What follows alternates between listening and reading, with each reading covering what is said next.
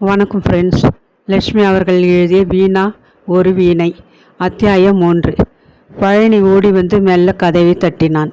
சின்ன ஐயா உங்களை பார்க்க வந்துக்கிட்டு இருக்காங்க, எச்சரித்து விட்டு வெளியே வராந்தாவில் ஒதுக்குப்புறமாக நின்று கொண்டான். எவ்வித பீடிகையும் இன்றி நரேந்திரன் சூறாவளி போல அறைக்குள் வந்து நின்றான். ஜன்னல் வழியே தோட்டத்தை பார்த்தபடி கவலையுடன் நின்ற அவள் சற்றென்று திரும்பிய போது ஒரு வினாடி திகைத்து போனாள். மயக்க நிலையில் கிடக்கும் கருணாகரன் எழுந்து வந்து நிற்பது போல அச்சில் வார்த்தெடுத்தவன் போன்ற சாயலில் ஓங்கி உயரமாக வந்து நின்ற மகனை கண்டு மனம் படபடத்தது. தேன் நிலவுக்கு நீங்கள் இருவரும் பெங்களூர் புறப்பட்டு போன அதே இரவு திரும்பிவிட்டீர்களாம். பெங்களூரில் ரொம்ப குளிரோ? அங்கே என்ன நடந்தது? அதட்டலாக ஆத்திரமாக ஏளனமாக கேட்டான். வயதில் அவளை விட கொஞ்சம் பெரியவன், ஆனால் உறவில் அவளுக்கு அடங்கி போக வேண்டிய சிறியவன். இப்போது அவள் அவனுடைய சிற்றனையாயிற்றே. ஒரு தாயை பார்த்து கேட்கும் கேள்வியாது? கோபத்தில் அவள் கொதித்து போனாள். வேடுக்கென்று நிமிர்ந்து அவனை கடுமையாக பார்த்தாள். குளிர் உன் தந்தைக்கு ஒத்துக்கலை. ஹோட்டல் குளிர் சாதன அறைக்குள் நுழைந்ததுமே நெஞ்சை பிடித்து கொண்டு கீழே சாய்ந்து விட்டார். நான் என்ன வைத்தியரா? பயந்து போய்விட்டேன். ஹோட்டல் முதலாளிக்கு தெரிந்த ஒரு வைத்தியரை உடனடியாக அழைத்து காட்டினேன். மாரடைப்புடன் மூளையில் இரத்த குழாயில் அடைப்பு ஏற்பட்டு கை கால் விளங்காமல் பேச முடியாமல் மிகவும் ஆபத்தான நிலையில் இருக்கிறார். அதனால் அவரை அசைக்கக்கூடாதுன்னு அந்த டாக்டர் எச்சரிக்கவில்லையா? அவன் கேட்டான். உடனடி தீவிர கவனிப்பு பகுதியில் சேர்த்தாக வேணும் என்றார். தன்னந்தனியாக பழக்கமில்லாத ஊரில் பண வசதி இல்லாமல் நான் என்ன செய்வேன்? ஊருக்கு திரும்பிடுறது தான் சரி என்று முடிவெடுத்தேன். ஏராளமாக பணத்தை கையில் வைத்து கொண்டு இல்லைன்னு கதை விடுறீங்களே. அப்பா கல்யாணத்துக்கு முன்னதாகவே வாரி தந்திருக்கிறாரே. முகம் சிவந்து காது மடல் எறிய நெஞ்சு குமரி போனால் வீணா.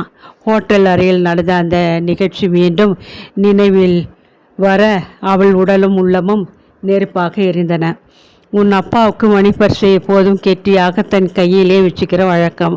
அது உனக்கு தெரிந்தது தானே? அவர் பையில் கொஞ்சம் பணமும் காசோலை புத்தகமும் தான் இருந்தன. ஹோட்டல் பாக்கியை உடனே தீர்த்துவிட்டு கிளம்பவே 10ம் 10ஆவதுமாக இருந்தது. நம்ம குடும்ப டாக்டர் ரொம்பவும் அதிர்ந்து போயிருக்கிறார். கடும் நோயாளியை நீங்கள் காரில் படுக்க வைத்து இவ்வளவு தூரம் கொண்டு வந்தது ரொம்ப தப்பு. ஒரு ஆம்புலன்ஸிலேயே ஏற்றி அருகில் இருக்கும் ஆஸ்பத்திரியில் அனுமதிச்சிருக்க வேணும். ஆளுக்கு ஒன்று இப்போது சொல்கிறது சுலபம். அந்த சிக்கலான நிலைமையில் எனக்கு இந்த முடிவு தான் தோணுச்சு. இப்போ அப்பாவின் நிலைமை ரொம்ப மோசமாக இருக்குன்னு டாக்டர் சொல்லிக்கிறார். அதுக்கு உங்கள் பதில்? அப்பாவுக்கு ஏதாவது நேர்ந்து விட்டால் பாதிக்கப்பட போகிறவள் நான், பணக்கார, அதுவும் இளம் விதவை. அலட்சியமாக பேசினான் நரேந்திரன். வாயை மூடு நரேன். உன் சொந்த தாய்கிட்ட இப்படி பேசுவாயா? என்கிட்ட இஷ்டப்படி பேசுறதை நான் அனுமதிக்க மாட்டேன். உன் அப்பாவின் சொத்துக்கு நீ வாரிசாக இருக்கலாம், ஆனால் இப்போ நீங்கள் தானே பெரிய வாரிசு. அப்பாவை நல்லா மயக்கி எல்லாத்தையும் சுட்டிக்கிட்டீங்க. சொத்தை பற்றின விவரம் தெரியணும்னா உங்கள் குடும்ப வக்கீலை போய் கேள். என்னை கேட்டு என்ன பயன்? குடும்ப வக்கீலுடன் தொலைபேசியில் கேட்டுவிட்டேன். உங்கள் சின்னம்மா வற்புறுத்தலின் பேரில் அப்பா சில நாளுக்கு முன் புதுசாக ஒரு உயில் எழுதினாராம். என் தங்கைக்கு சொத்தில் 20ல் ஒரு பாகமாம். மீதி வியாபாரம், தொழிற்சாலை இவைகளில் உங்களுக்கு சரி பாகம் உண்டாம். இதை தவிர இந்த பங்களாவும் வங்கியில் கணிசமாக ஒரு தொகையும் வைர நகைகளும் ஏராளமாக தந்திருக்கிறாராம். இது வெறும் பகல் கொள்ளை, அக்கிரமம். பெத்த மகனிடம் ஒரு வார்த்தை சொல்லிவிடாத அவரை நீங்கள் சாமர்த்தியமாக மடக்கியிருக்கிறீங்க. அவர் சொல்லியிருந்தால்? கோபத்துடன் அவனை வீணா வெறித்தாள். கோயிலுக்கே வந்து கலாட்டா பண்ணி கல்யாணத்தை நிறுத்தியிருப்பேன். கல்யாண வயதில் ஒரு பிள்ளையும் பள்ளிக்கூடம் படிக்கும் ஒரு பெண்ணும் இருக்கும்போது மறு கல்யாணமா? அம்மா சாகும்போது சத்தியம் செய்து கொடுத்துட்டு இப்போது இப்படி செய்திருக்கிறாரே, உரிமினான்.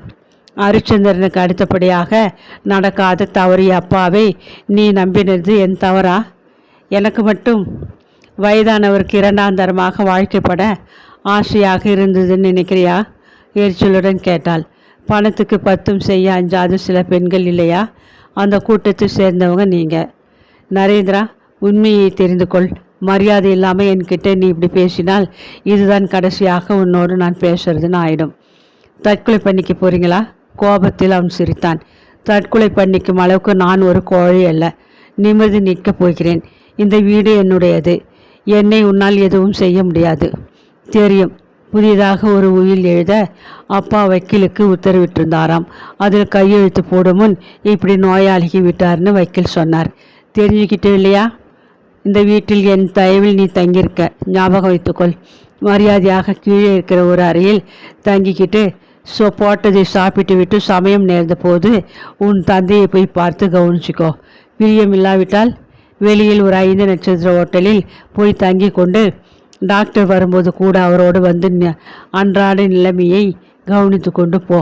ரொம்ப நெஞ்ச அழுத்தமாக பேசுகிறீங்க இல்லையா?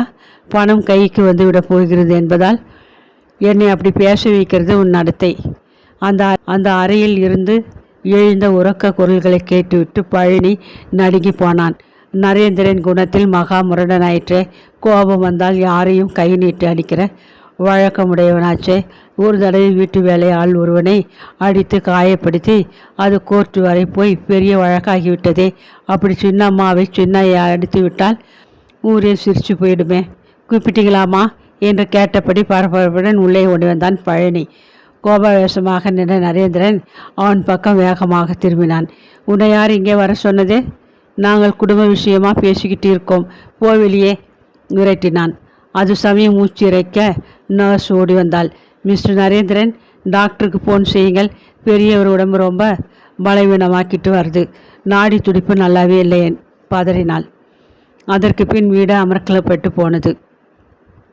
சில நிமிடங்களில் குடும்ப வைத்தியர் காரில் பறந்து வந்தார். வீட்டு ஆட்கள் எல்லோரும் கவலை நிரம்பி வழிந்த முகத்துடன் இங்கும் அங்கும் ஏவிய காரியங்களை கவனிக்க ஓடிக்கொண்டு இருந்தனர். பழனி கையை கட்டிக்கொண்டு வராந்தாவில் கருணாகரந்து அறைக்கு வெளியே நின்று கொண்டு இருந்தான். கதையை திறந்து எட்டி பார்த்த டாக்டர் சின்ன அம்மாவை வரச்சொல் என்றதும் அவன் திகளுடன் ஓடினான். வீணா உள்ளே வந்ததும் டாக்டர் அவளிடம் மெல்ல வந்து நின்றார்.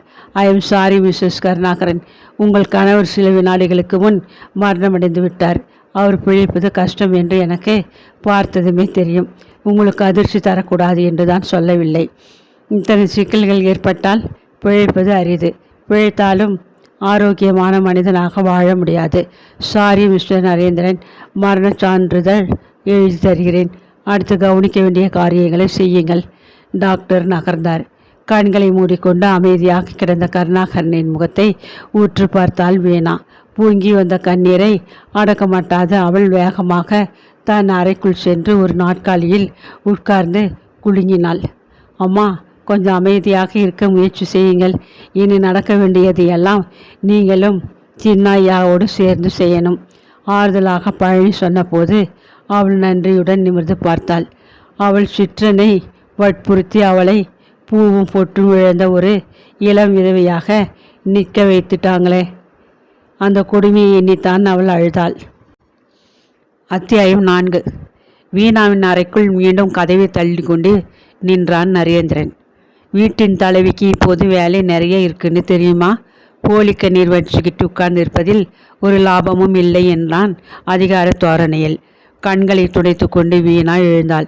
கட்டுப்படுத்த முடியாத ஒரு அடங்காப்பிடாரியான மகனா இவருக்கு எண்ணியபடி உள்ளே பொங்கி எழுந்த கோபத்தை வெளிக்காட்டாது என்ன செய்யணும் சொல்லு என்றாள் சன்னமான குரலில்.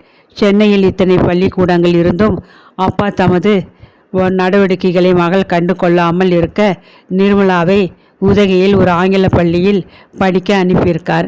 அவள் அங்கே ஹாஸ்டலில் தங்கி படிக்கிறாள்.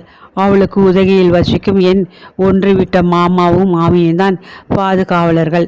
மாமாவை தொலைபேசியில் அழைத்து தக்க செய்தியை சொல்லி நிர்மலாவை பள்ளியிலிருந்து காரில் அழைத்து வர சொல்ல போகிறேன். மற்ற உறவினர்களுக்கும் செய்தியை சொல்ல வேண்டும். ஈம சடங்குகளை பற்றி கவனிக்க வேண்டும். உன் அப்பாவை தவிர எனக்கு உங்கள் உறவினர் யாரையும் தெரியாது. வியாபாரத்தில் நீயும் ஒரு பங்குதாரர். அதனால் கம்பெனி நிர்வாகம் அலுவலகத்தில் வேலை எதுவும் தேவைக்கு மேல் தடைப்படாமல் பார்த்துக்கொள். மற்ற காரியங்களையும் நீதான் எடுத்து செய்யணும். ஏனென்றால் நீ அவருடைய மகன். நான் இப்போது ஒரு விதவை என்றால் சிறிது சீற்றத்துடன். மேலே தருகிக்க மனமின்றி அவன் வெளியேறிவிட்டான். கொஞ்ச நேரத்தில் அந்த பங்களாவிற்குள் கூட்டம் நிரம்பி வழிய தொடங்கியது. கருணாகரனுக்கு அஞ்சலி செலுத்தும் வகையில் அலுவலகமும் தொழிற்சாலையும் மூடப்பட்டு விட்டன. ஊழியர்கள், உறவினர்கள், நண்பர்கள் பார்வைக்காக அவரது உடல் கீழே இருந்த வரவேற்பு அறைக்கு கொண்டு வந்து வைக்கப்பட்டது. மலர் மாலைகளும் வளையங்களும் உடல் முழுவதும் குவிய உதகையில் இருந்து வரப்போகும் செல்ல மகளுக்காக உடல் காத்திருந்தது. பிற்பகலில் வீணாவின் சித்தி அலமேலு தன் மகன் இருவருடன் அலறி புடைத்து கொண்டு வந்தாள். எனக்கு யாரும் சொல்லி அனுப்பலையே, பக்கத்து வீட்டுக்காரர் சொன்னதை கேட்டுத்தான் ஓடோடி வந்திருக்கேன். இது நியாயமா? நான் இந்த வீட்டின் சம்பந்தி இல்லையா? சித்தி அழுது கொண்டே வீணாவை இறுக கட்டி கொண்டு குலுங்கினாள். உதகையில் இருந்து வந்த நிர்மலாவும் மாமனும் காரில் இருந்து இறங்கிய போது உறவினர் பட்டாலும் பெருங்குரலில் ஓலமிட்டது. வழிநெடுகிலும் அழுது அழுது நிர்மலாவின் கண்கள் சிவந்து வீங்கி முகம் உப்பியிருந்தது. பள்ளி சீருடையை மாற்ற நேரமின்றி அப்படியே புறப்பட்டு வந்திருந்தாள். 13 வயது சிறுமி என்று கேள்விப்பட்டு இருந்தாள். ஊட்டத்திலே சற்று கூடுதலான வயது போன்ற தோற்றம், அப்பாவை போன்ற சாயல், பிடிவாதத்தை உணர்த்தும் கொஞ்சம் நிமிர்ந்த மூக்கு. எல்லோருடைய கவனமும் உள்ளே நுழைந்த அந்த பெண் மீதுதான் தாவியது. தந்தையின் உடலை பார்த்துவிட்டு அப்பா என்று கிரீச்சிட்டு கத்திய நிர்மலாவின் கண்கள் அருகில் கூனி குறுகி உட்கார்ந்திருந்த வீணாவை வெறுப்புடன் விழித்தன.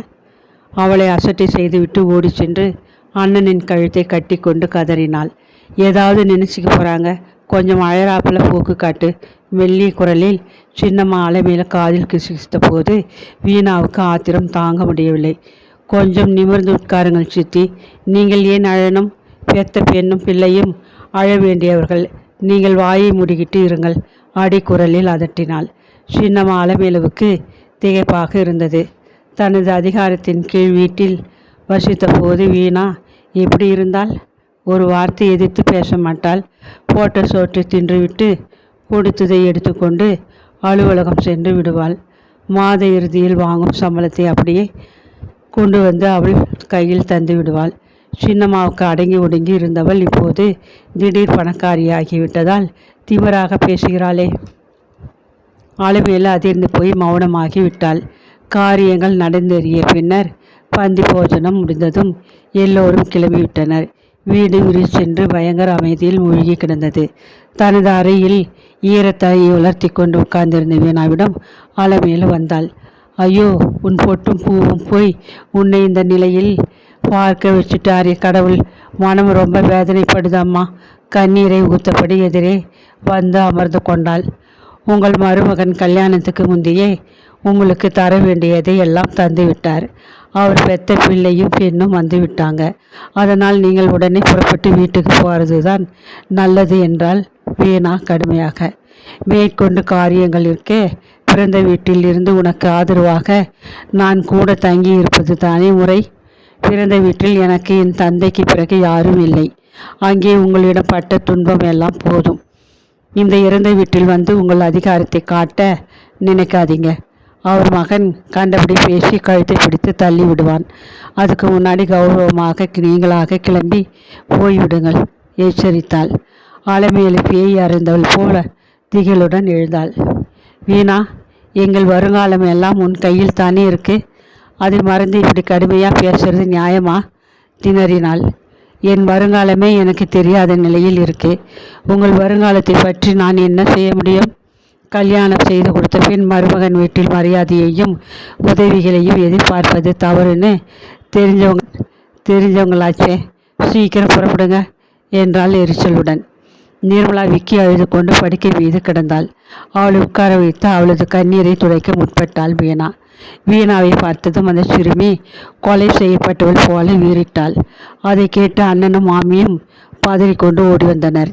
என் அப்பாவை கொன்னது போதாதுன்னு என்னையும் கொல்ல பார்க்குறாங்க. இவங்களை பார்க்கவே எனக்கு பிடிக்கவில்லை என்று கூச்சலிட்டு நிர்மலாவை அழைத்து சமாதானப்படுத்தினான் நரேந்திரன். பிறகு வீணாவை நோக்கினான். உங்களை கண்டால் அவளுக்கு ஆகவில்லை, அது உங்களுக்கு புரியவில்லையா? கொஞ்சம் ஒதுங்கி கொண்டு எங்களை வாழ விடுங்கள் சீறினான் நரேந்திரன். அப்பா ஒரு கடிதம் கூட போடாமல் ஒரு திடீர் கல்யாணம் செய்து கொண்டு சேர்த்தும் போய்விட்டார் என்பது குழந்தைக்கு ஒரு பெரும் அதிர்ச்சியாக இருக்கு. நீ படித்தவள் தானே? கொஞ்சம் புரிந்து கொண்டு குழந்தையின் மனம் ஒரு அமைதிக்கு வரும் வரை கண்டுக்காமல் இருக்கக்கூடாதா? உன் உரிமை எங்கே ஓடி போய்விடும்? உரிய காலத்தில் வீடு, சொத்து எல்லாம் உன் கைக்கு வந்துவிடும். அதுக்குள்ளே என்ன அவசரம்? ரொம்ப ஆதங்கப்படுகிறவள் மாதிரி குழந்தைக்கிட்ட உன் அன்பை காட்ட வந்துட்டியே. ஊட்டியில் இருந்து வந்த மாமி நாக்கால் ஈட்டியால் நெஞ்சை குத்தினாள். வீணா ஒடுங்கி போய் தனது அறைக்குள் வந்தபோது பழனி ஒரு கையில் காஃபி டம்ளருடன் காத்திருப்பதை கண்டாள். அழாதீங்கம்மா, இனி நீங்கள் தைரியமாக இருக்கணும். இந்த பழனி இருக்கிற வரை கவலைப்படாதீங்க. எத்தனை பேர் இந்த வீட்டில் உங்களை எதிர்த்து நின்றாலும் நான் உங்கள் பக்கம் இருந்து உயிரை கொடுப்பேன். எனக்காக இந்த காஃபியை சாப்பிடுங்கம்மா. உடம்புக்கு தெம்பு தேவை என்றபடி குழைவாக பேசி டம்ளரை நீட்டினாள்.